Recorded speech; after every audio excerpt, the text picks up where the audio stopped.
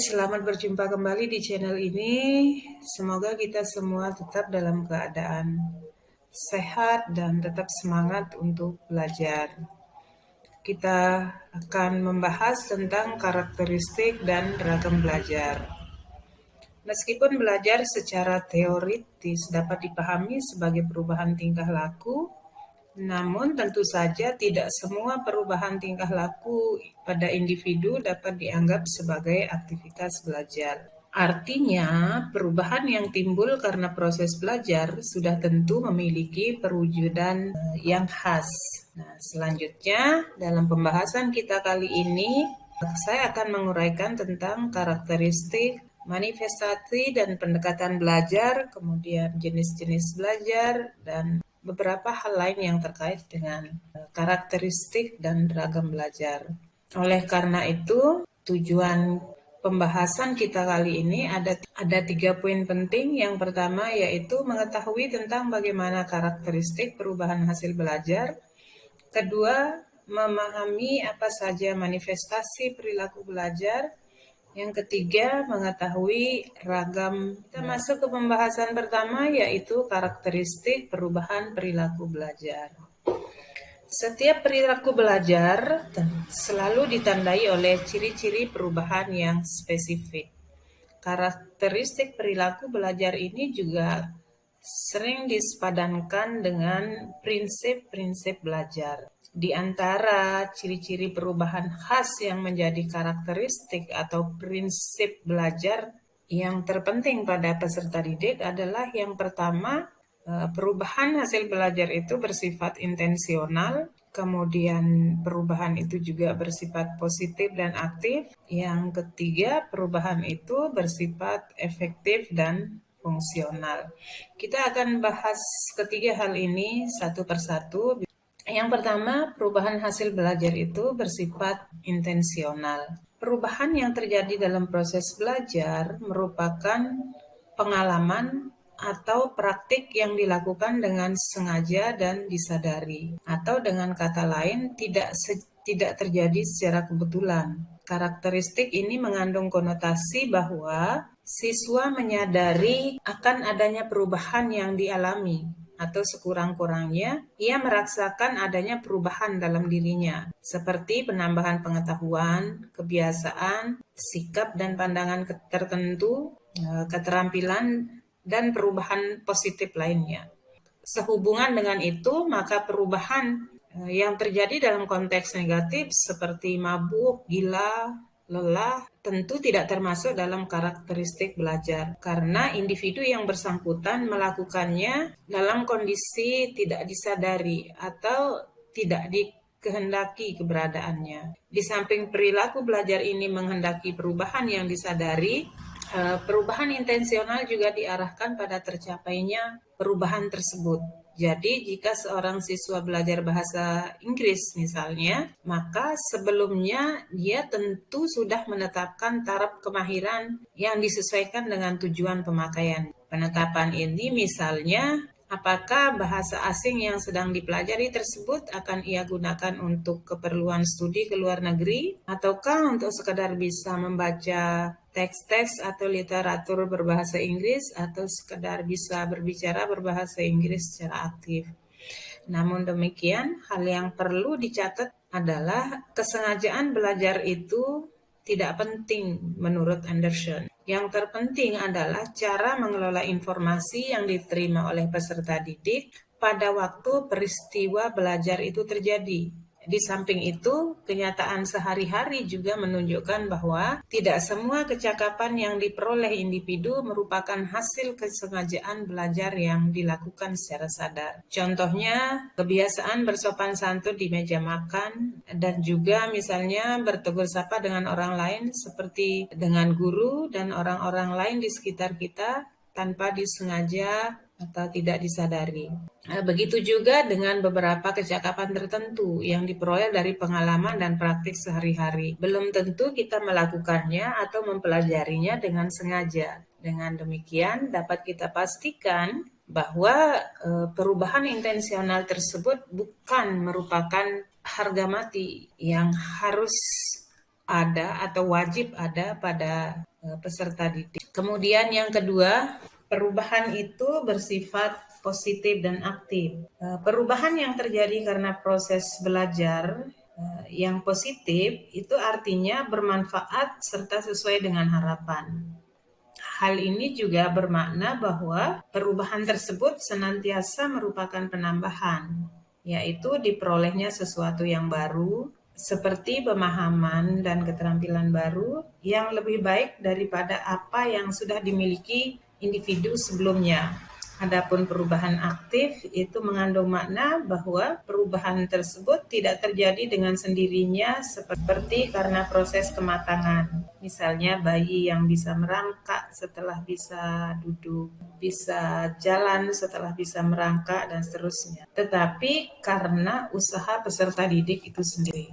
Kemudian perubahan itu bersifat efektif dan fungsional. Ini maksud perubahan yang timbul karena proses belajar bersifat efektif, yaitu berhasil guna. Artinya, perubahan tersebut membawa pengaruh, makna, dan manfaat tertentu bagi peserta didik. Selain itu, perubahan dalam proses belajar bersifat fungsional dalam arti bahwa ia relatif menetap dan setiap saat apabila dibutuhkan, perubahan tersebut dapat direproduksi dan dimanfaatkan. Perubahan fungsional dapat diharapkan memberi manfaat yang luas, misalnya ketika siswa menempuh ujian dan menyesuaikan diri dengan lingkungan kehidupan sehari-hari dalam mempertahankan kelangsungan hidup.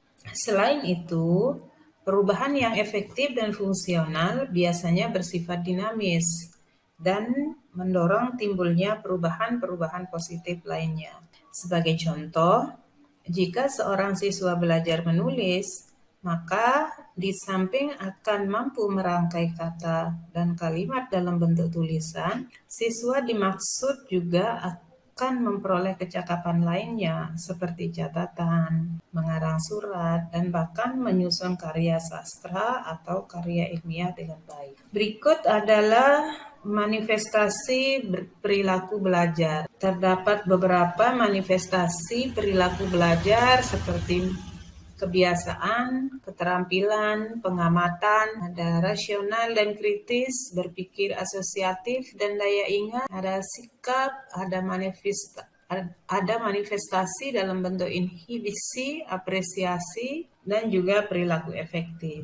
Dalam memahami arti belajar dan esensi perubahan karena belajar, para ahli memiliki titik temu di antara mereka mengenai hal-hal yang prinsipal. Akan tetapi, mengenai apa yang dipelajari oleh peserta didik, bagaimana perwujudan atau manifestasinya, masih merupakan hal yang sering diperbincangkan sampai saat ini. Berikut kita akan bahas satu persatu tentang manifestasi perilaku belajar. Yang pertama, manifestasi dalam bentuk kebiasaan. Setiap siswa yang telah mengalami proses belajar, kebiasaan-kebiasaannya cenderung akan tampak berubah.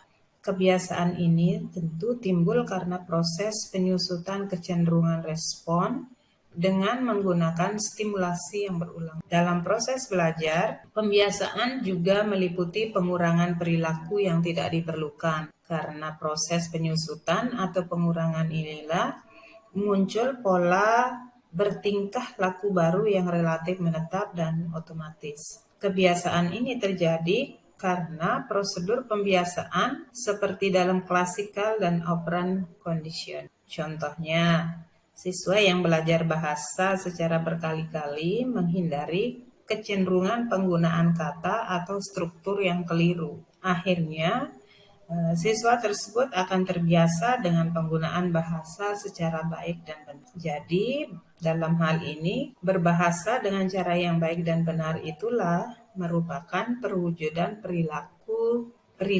belajar siswa tadi. Kemudian manifestasi keterampilan. Keterampilan ini dapat dipahami sebagai kegiatan yang berhubungan dengan urat saraf atau otot yang lazimnya tampak dalam kegiatan jasmania, seperti menulis, mengetik, olahraga, dan kegiatan lainnya. Meskipun sifatnya dominan motorik, Namun keterampilan ini juga memerlukan koordinasi gerak yang teliti dan kesadaran yang tinggi. Dengan demikian, peserta didik atau siswa yang melakukan gerakan motorik dengan gerakan koordinasi dan kesadaran yang rendah dapat dianggap kurang atau tidak terampil.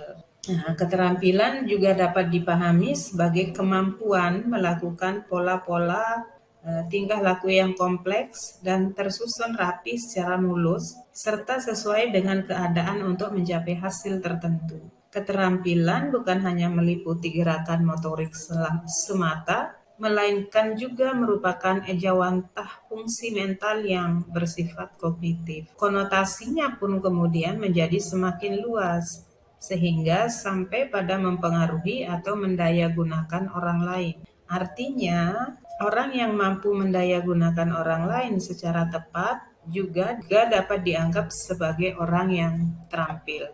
Manifestasi pengamatan. Pengamatan artinya proses menerima, menafsirkan, dan memberi arti rangsangan yang masuk melalui indera-indera seperti mata dan telinga. Berkat pengalaman belajar, seorang siswa akan mampu mencapai pengamatan yang objektif sebelum mencapai pengertian. Pengamatan yang salah akan mengakibatkan timbulnya pengertian yang juga salah. Contohnya, seorang anak yang baru pertama kali mendengarkan radio akan mengira bahwa penyiar benar-benar berada dalam kotak bersuara tersebut.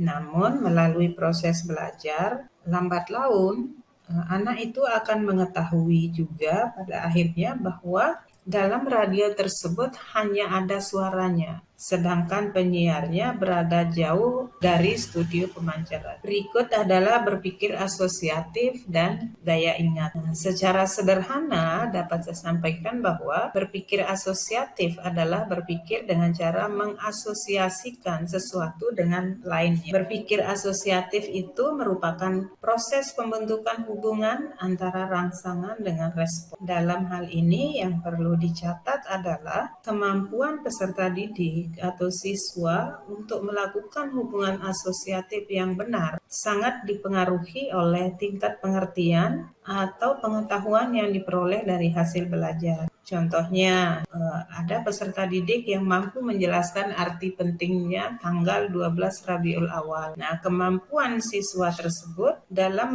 mengasosiasikan tanggal bersejarah itu dengan hari ulang tahun atau Maulid Nabi besar Muhammad SAW hanya bisa didapat apabila ia telah mempelajari riwayat hidup dari. Di samping itu, daya ingat pun merupakan perwujudan belajar, sebab merupakan unsur pokok dalam berpikir asosiatif. Jadi, siswa yang telah mengalami proses belajar akan ditandai dengan bertambahnya simpanan materi dalam bentuk pengetahuan dan pengertian dalam memorinya, serta meningkatnya kemampuan menghubungkan materi tersebut dengan situasi atau stimulus yang sedang dihadapi.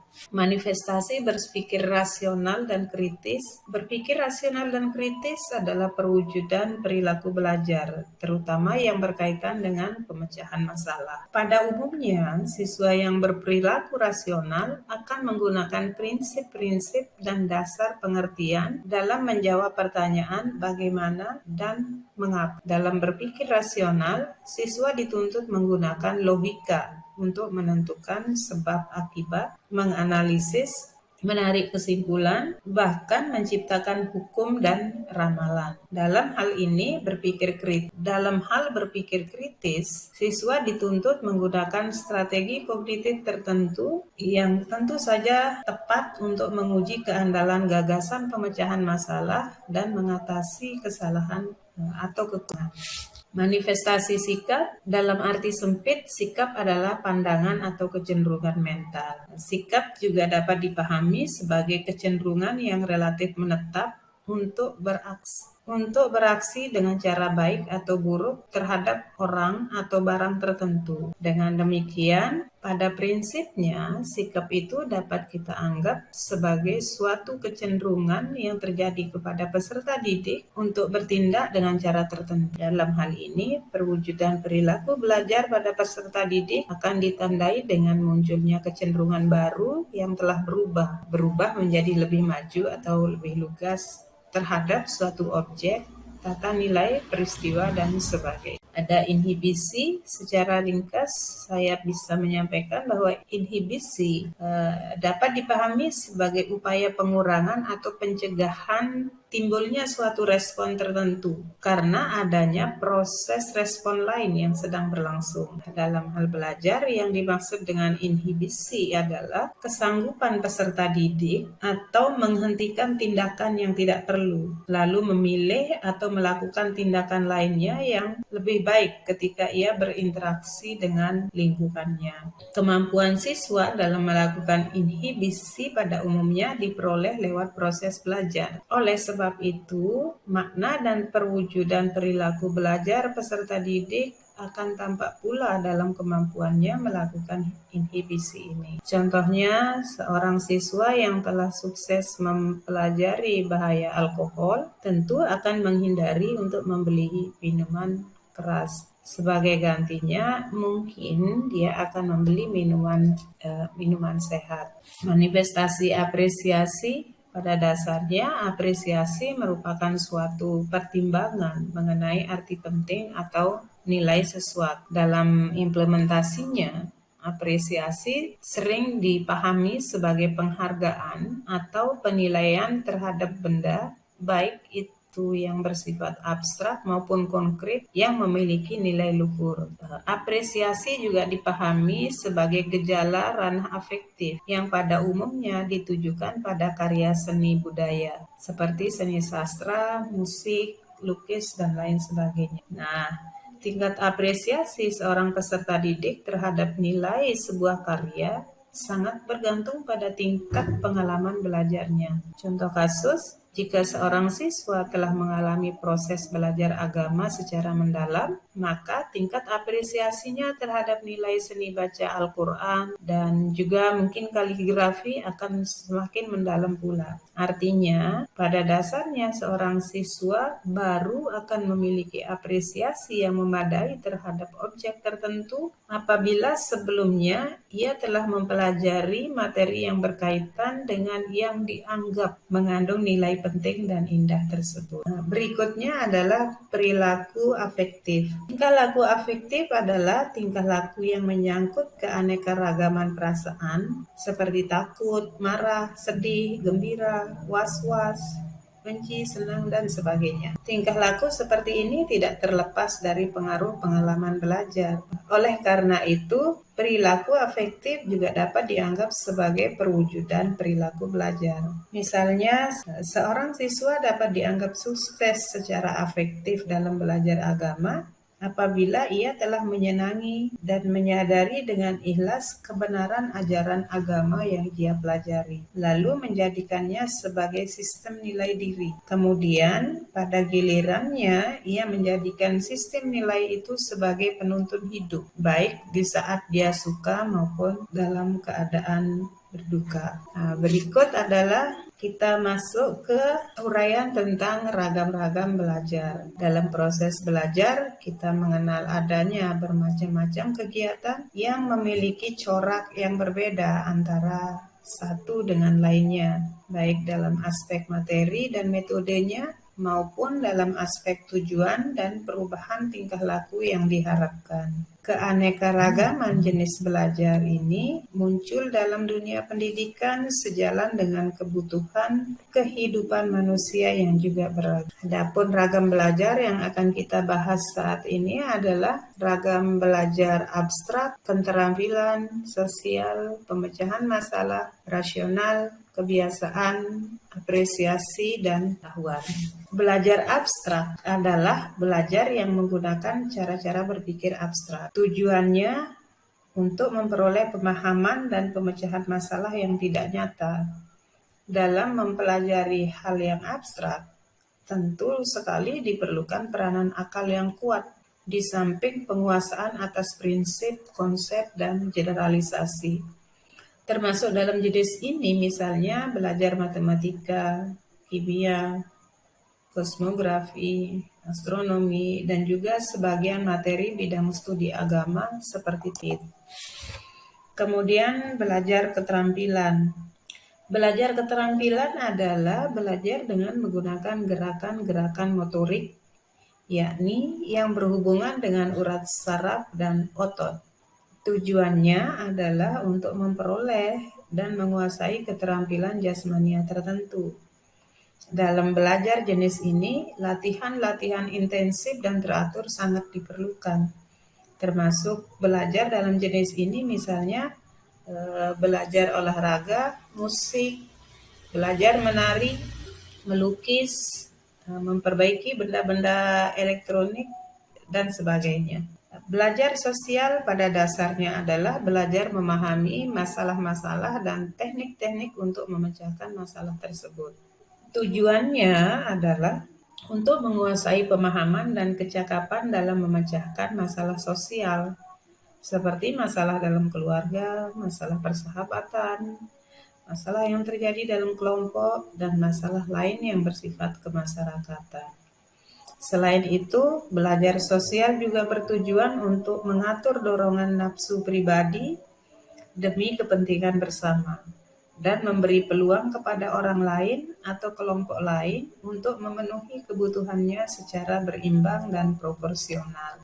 Berikut adalah belajar pemecahan masalah. Belajar ini pada dasarnya adalah belajar menggunakan metode-metode ilmiah atau berpikir secara sistematis, logis, teratur, dan teliti.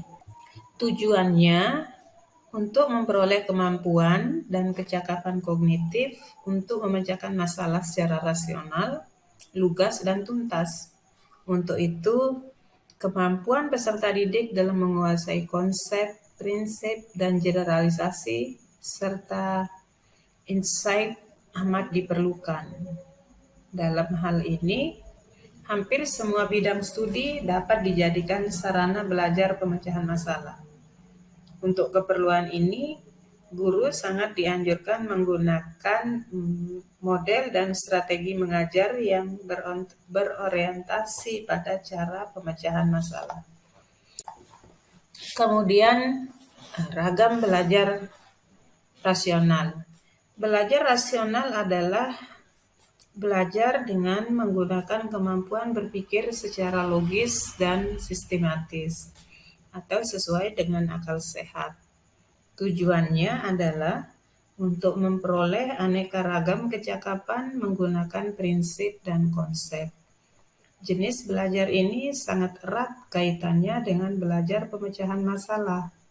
Dengan belajar rasional, siswa diharapkan memiliki kemampuan rasional problem solving, yaitu kemampuan memecahkan masalah dengan menggunakan pertimbangan dan strategi akal sehat, logis, dan sistematis. Umumnya, bidang studi yang dapat digunakan sebagai sarana belajar rasional sama dengan bidang studi untuk belajar pemecahan masalah. Perbedaannya, belajar rasional tidak memberi tekanan khusus pada penggunaan bidang studi eksakta.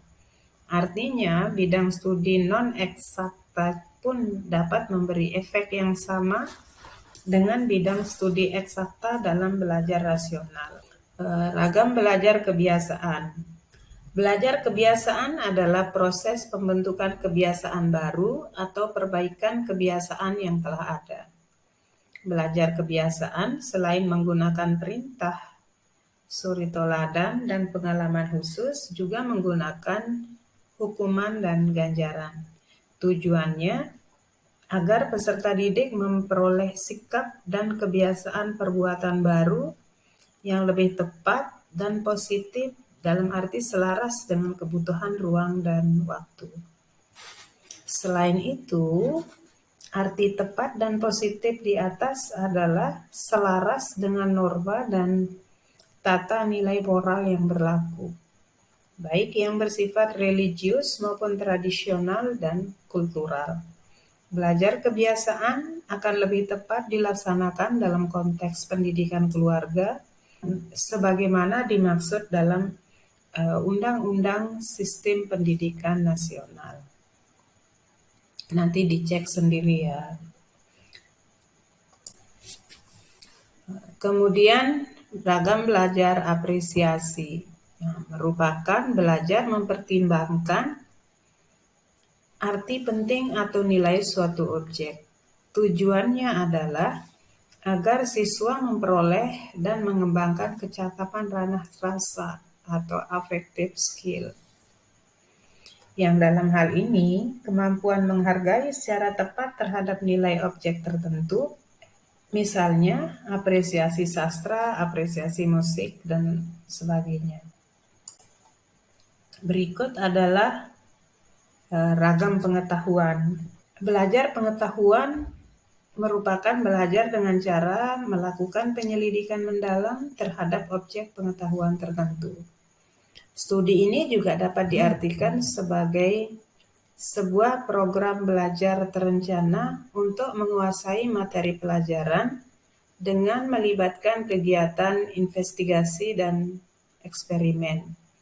Tujuan belajar pengetahuan adalah agar peserta didik memperoleh atau menambah informasi dan pemahaman terhadap pengetahuan tertentu yang biasanya lebih rumit dan memerlukan kiat khusus dalam mempelajarinya. Misalnya dengan menggunakan alat-alat laboratorium dan penelitian lapangan. Nah, demikian penjelasan tentang karakteristik, manifestasi, dan rem belajar. Nah, dari uraian itu dapat kita simpulkan bahwa karakteristik perilaku belajar peserta didik dapat berupa perubahan intensional, positif, afektif, aktif, dan fungsional. Nah, manifestasi perilaku belajar dapat berupa kebiasaan, keterampilan, pengamatan, rasional dan kritis, asosiatif dan daya ingat, sikap, inhibisi, apresiasi, dan perilaku afektif.